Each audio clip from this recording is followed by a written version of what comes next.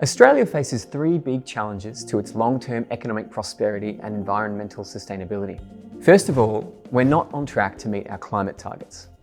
Almost all our emissions cuts since 2005 have come from land use. Across the rest of the economy, emissions have barely fallen. And in transport, stationary energy, and fugitive emissions, they've actually increased. Overall, Australia's emissions are coming down, but we'd need to more than double our rate of annual reductions to meet our 2035 targets. Second, the federal budget is under growing pressure. Australia faces a structural deficit, with increasing demands on public spending from defence and social policies like health and housing. Under current policies, the budget isn't expected to return to surplus for at least a decade. And third, our productivity is slipping. Australia's productivity growth is now the lowest it's been in 20 years, and that's dragging down wages and living standards. A patchwork of subsidies and regulations aimed at reducing emissions are adding costs, without giving businesses the clear signals they need to invest and innovate. The case for a price on pollution, a new report from the Superpower Institute, outlines two complementary policies that together offer a fair, efficient, and long-term solution to these three major challenges.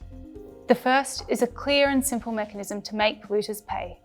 A mechanism that charges producers and importers of fossil fuels for the carbon pollution associated with their products and returns the revenue to Australians. We call it the Polluter Pays Levy. Right now, Australia relies on a number of measures to bring down emissions. The Polluter Pays Levy would replace much of that complexity with one clear, consistent price on pollution, giving businesses certainty and strengthening the signal to invest and innovate.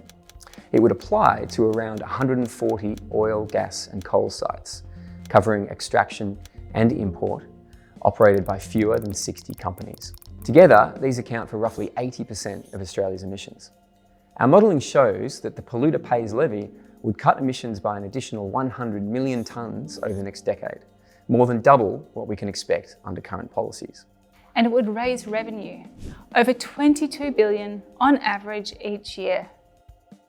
In the first decade, we propose that roughly half of Polluter Pays Levy revenue goes to households, including an average of $4 billion per year in energy compensation payments, and an additional $4 billion in general household support to help ease cost of living pressures during the transition. That still leaves billions each year for strengthening the economy, helping to fund priorities such as health, housing, defence and education. In short, the Polluter Pays Levy cuts emissions, reduces complexity, strengthens the economy, and puts money back in people's pockets, all with one simple reform. Our second recommendation is a policy to ensure Australians get a fairer return from the export of our gas resources. We call it the Fair Share Levy. Australia exports enormous volumes of gas each year, resources that are owned by the Australian public. But while other countries turn their fossil fuel exports into public wealth, Australia gives most of its profits away. Norway keeps around 90% of its oil and gas profits. The UK, almost 80%. And Australia, just 30%. If you compare Australia and Norway side by side, the difference is striking. For every dollar earned in Norway, the public gets a fair slice. In Australia, that slice stays small, even when exports boom. A fair share levy of 40% would bring Australia's effective tax rate on gas to around 58%. If this was in place between 2020 and 2024, then Australians would have received an extra $80 billion. For years, fossil fuel companies have made billions from Australia's resources while returning far too little to the public. It's a bad deal for Australians, and it's time we changed it. Our proposed fair share levy on gas profits does exactly that. It's a simple idea. When companies sell Australia's gas and make big profits, a levy is applied and a fair share of these profits are returned back to the public. Like the Norwegian model, it's an economically neutral tax on profits, meaning it doesn't discourage new projects, raise gas prices, or threaten Australian jobs. It doesn't even change the incentives to invest here. It simply ensures the profits from Australia's resources are shared more fairly. Looking forward, our fair share levy would deliver around $13 billion a year on average from 2026 to 2050.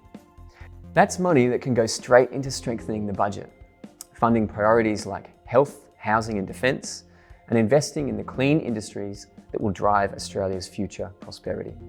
So, if we put the two together, the Polluter Pays Levy and the Fair Share Levy raise an average of $35 billion a year through to 2050. That includes significant support for Australian households over the next decade, and still leaves nearly $27 billion a year to strengthen the budget and invest in our future. Remember that chart on government deficits? With these reforms, Australia could return to surplus years earlier than expected. These two policies help solve three of Australia's toughest challenges. They cut emissions, they strengthen the economy, and they lift productivity by replacing complexity with clear, efficient incentives. It's a clearer path to net zero, a fairer deal for Australians, and a stronger, cleaner economy.